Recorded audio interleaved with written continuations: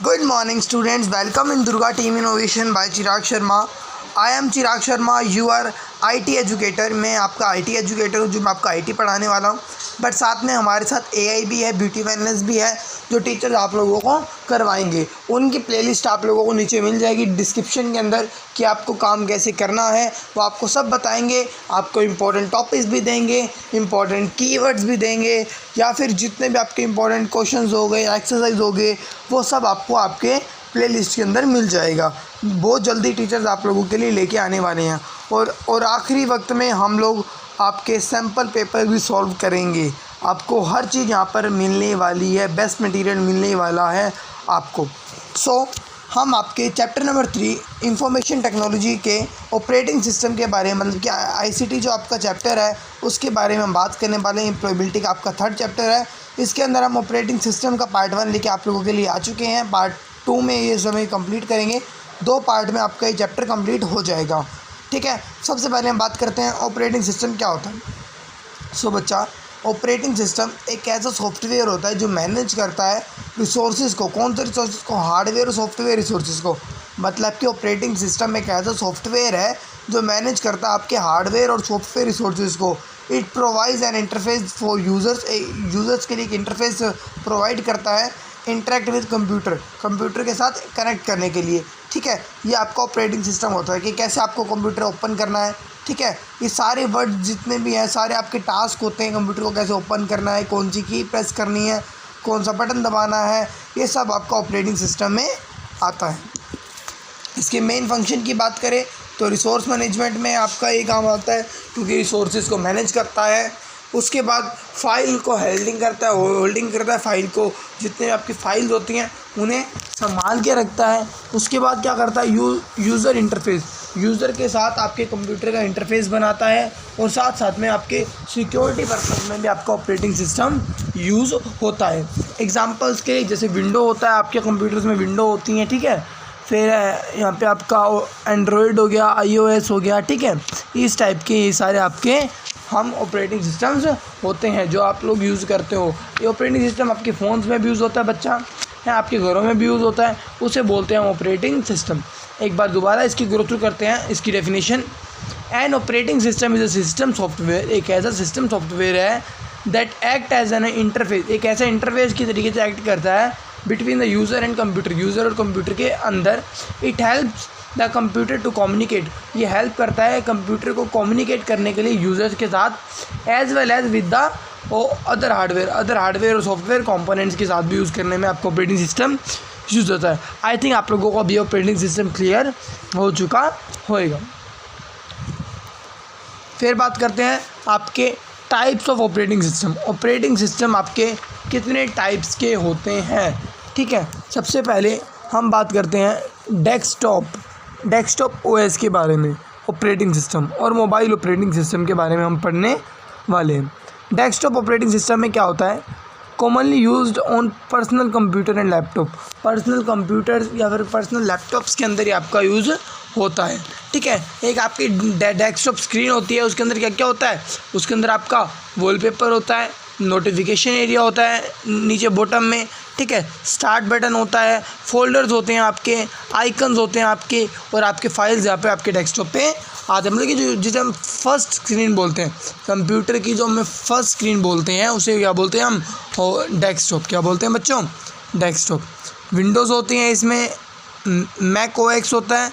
ठीक है, इतने तरीके के आपके यहाँ पे डेस्कटॉप ऑपरेटिंग सिस्टम होते हैं। मोबाइल ऑपरेटिंग सिस्टम कौन से होते हैं, जो डिज़ाइन में होते हैं स्मार्टफोन्स के लिए, टैबलेट्स के लिए एंड्रॉयड या फिर iOS। ठीक है बच्चों, देन बात करते हैं हम difference between Windows and Mac OS में हम डिफरेंस समझते हैं। देखो, अब विंडोज़ क्या होती हैं, वाइडली यूज़ करी जाती हैं, compatibility with most software and hardware, most software और हार्डवेयर के अंदर इसे यूज़ किया जाता है।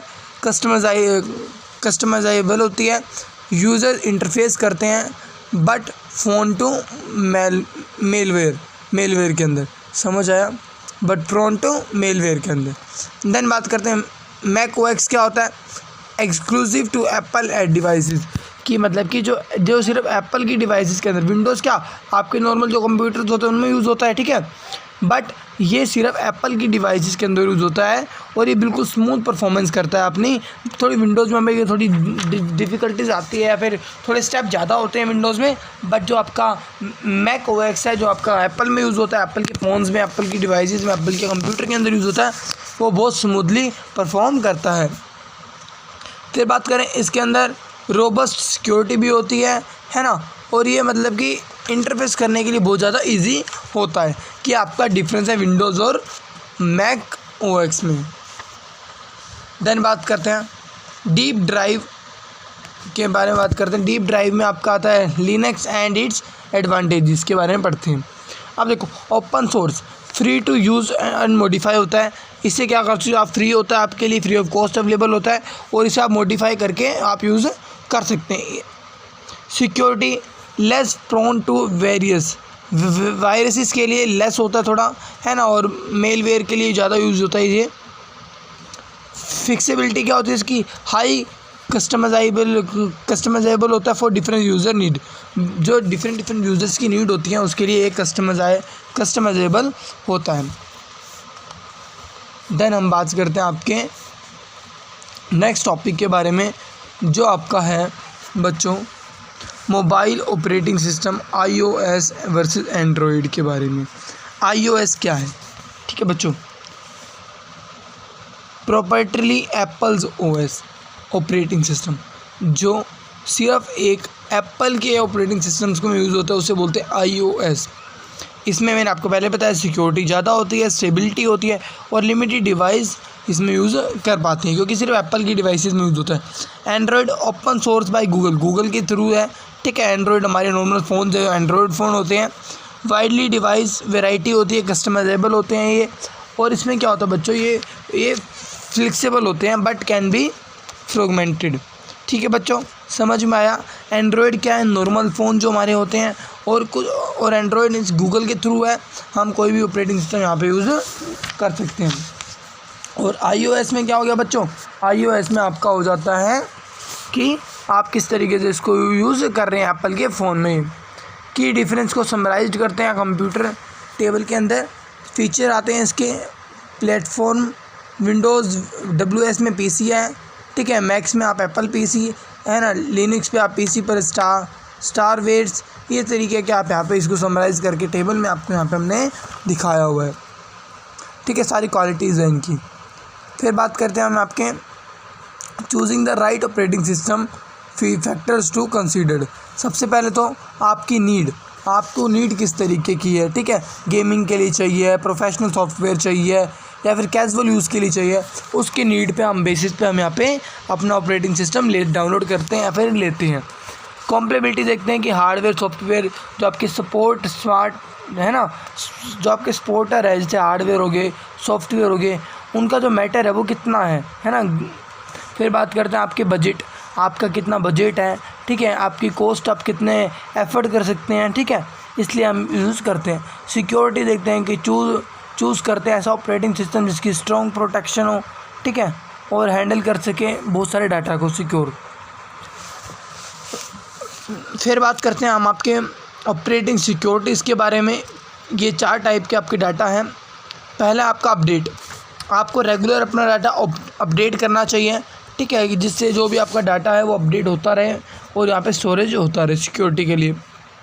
सेकंड, एंटीवायरस एक ऐसा इंटरफेस होता है टू प्रिवेंटिंग मेलवेयर इंटरफेस को, एंटीवायरस को आपको यूज़ करना होता है।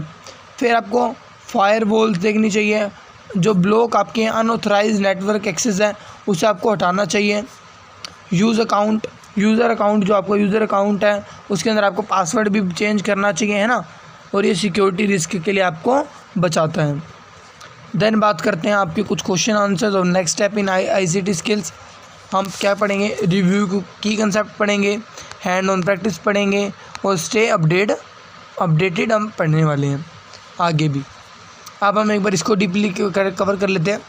रिव्यू की कंसेप्ट में हो गया, ऑपरेटिंग सिस्टम के टाइप्स हो गए, कैरेक्टरिस्टिक्स हो गए, रेगुलर में हमारे को यूज़ करना चाहिए।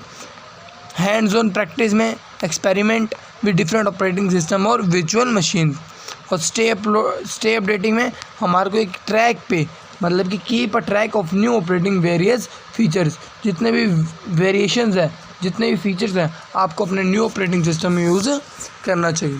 सो ये था आपका बच्चों लेक्चर नंबर 1। इसके अंदर हम कुछ चीज़ें और ऐड ऑन करते हैं, और चीज़ पढ़ते हैं इसी में, ठीक है, वो हम आगे पढ़ने वाले हैं। आगे हम क्या पढ़ेंगे, फ़ाइल के बारे में पढ़ेंगे, फ़ोल्डर के बारे में पढ़ेंगे। इसमें आपका एक फ़ाइल फ़ोल्डर का टॉपिक रह गया है, वो मैं आपको ऐसे ही बता देता हूँ। आपको पता होना चाहिए कि फ़ाइल क्या होती है। देखो, फ़ाइल का मतलब कि जो आपकी नॉर्मल आप कोई भी फ़ाइल को सेव कर रहे हैं, जैसे मेरी पीपीटी है या मेरी पीडीएफ है, उसको मैं सेव कर रहा हूँ तो मैं मेरी एक फ़ाइल में सेव होएगी। और फ़ोल्डर मतलब कि एक कलेक्शन ऑफ फाइल, जितना भी कलेक्शन ऑफ फाइल है उसको हम क्या बोलते हैं, फ़ोल्डर। फ़ोल्डर आपको पता है नेमिंग आप में करनी आती है फ़ाइल की, है ना। पीडीएफ की भी फ़ाइल होती है ना। इस तरीके के आपकी फ़ाइल और फ़ोल्डर में आपको पढ़ना है। फ़ाइल के आप डेफिनेशन है तो क्या बोलोगे, the storage unit in computer used for storing program and data. Data को, कोई प्रोग्राम्स को जब हम स्टोर करते हैं वो आपका फाइल्स में आता है। और फोल्डर्स क्या है, होल्ड वन और more files and folders and it can be even be empty with just a name, उसे बोलते हैं हम फोल्डर। आपको समझ में आया कि आपकी फ़ाइल क्या है, आपके फ़ोल्डर क्या है, ठीक है।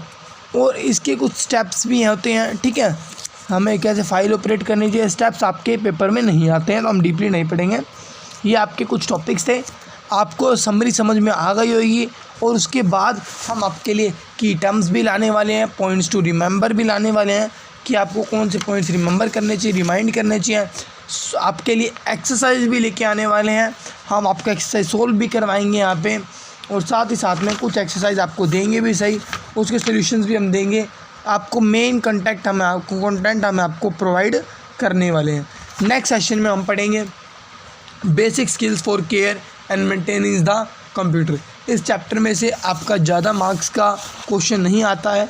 एक आधा क्वेश्चन अगर मैं पूछूं तो इसमें से व्हाट इज़ ऑपरेटिंग सिस्टम क्या होते हैं, टाइप्स ऑफ ऑपरेटिंग सिस्टम में सबसे ज़्यादा एंड्रॉयड के बारे में पूछा जाता है, ठीक है, या फिर iOS के बारे में पूछा जाता है, जो मैंने आपको बता दिया है, ठीक है बच्चों। ये था आपका 10 मार्क्स के MCQs में आपका ये आता है, ठीक है। इसमें आपके ये जो आपका ये होता है 10 मार्क्स क्या होता है, इसमें आपके 5 MCQs होते हैं, ठीक है। और साथ में इसी से आपके कुछ क्वेश्चंस भी बनते हैं। सबसे ज़्यादा क्वेश्चन आपके कम्युनिकेशन स्किल्स में से आते हैं, एंटरप्रेन्योरशिप स्किल्स में से आते हैं, और सेल्फ मैनेजमेंट में से। ICT में से आई थिंक आपका 2 या 3 मार्क्स का आपका यहाँ पे वेटेज रखता है आपका। बट ये बहुत इजी है, अगर आप इजी लेवल में पढ़ोगे तो आप इसको कर सकते हो। और बच्चों एक बात मुझे करनी थी आपके बुक के लिए, तो बुक आप कौन सी लें, ठीक है। बुक अकॉर्डिंग टू मी आप या तो रंजू सूद आती है 402 कोड आपका IT का, ठीक है, तो वो ले लीजिए, या फिर सबसे बेस्ट बुक है सुमिता अरोड़ा भी आप प्रेफर कर सकते हैं। Thank you. और वीडियोस के लिए आप हमारा जो प्लेलिस्ट आपको दी गई है वो विज़िट करें। इंपॉर्टेंट टॉपिक्स, इंपॉर्टेंट की पॉइंट्स हम यहाँ पे सब आपको वहाँ पे बताने वाले हैं। Thank you.